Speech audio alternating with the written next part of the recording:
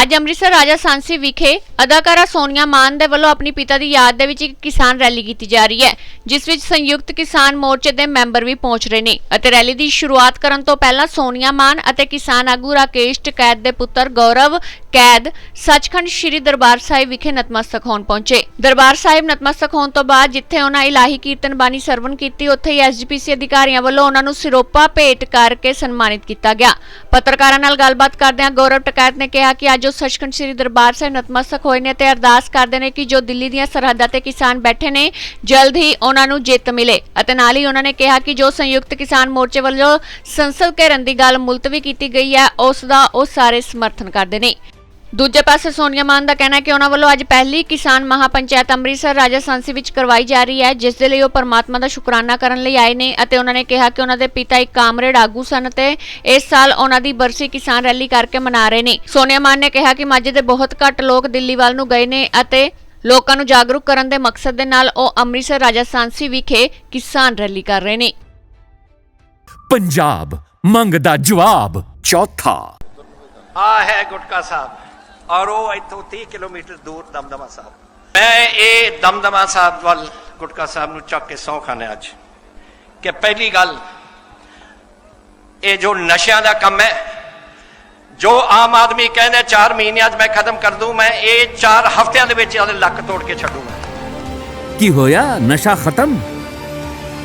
पंजाब मंग दा जवाब। यहाँ तो मत्था टेकने का तो दरबार साहिब में ही है कि किसानों की फतह हो। जो 3 बिल हैं जो किसानों के लिए डेथ वारंट हैं, उनको सरकार वापसी ले, अपनी विजय करके अपने अपने घर किसान जाएं।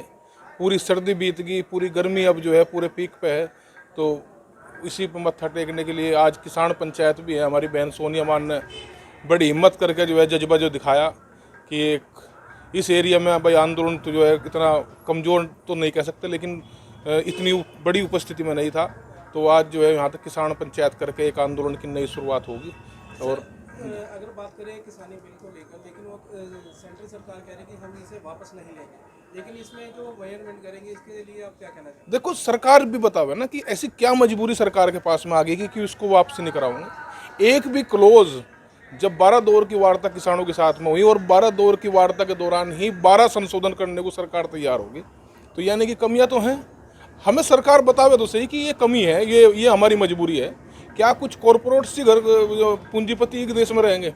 देश के किसान को उसकी गर्दन पे छुरी रख के आप ये बिल ले आओगे, एमएसपी को गारंटी नहीं है, सीमित भंडारण की बात होगी बिल में, तो ये तो निज देश में चलेगा।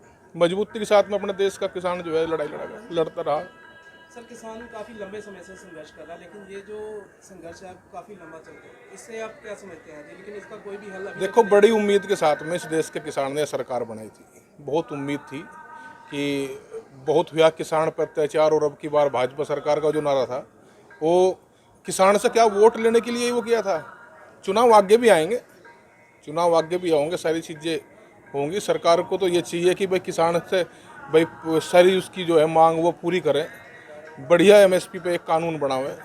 एमएसपी पे स्वामीनाथन कमेटी इनके मैनिफेस्टो में थी, उसको लागू करें। जमीन छीनने का तक का भी इस तरह का कानून है कि जमीन भी जाएगी।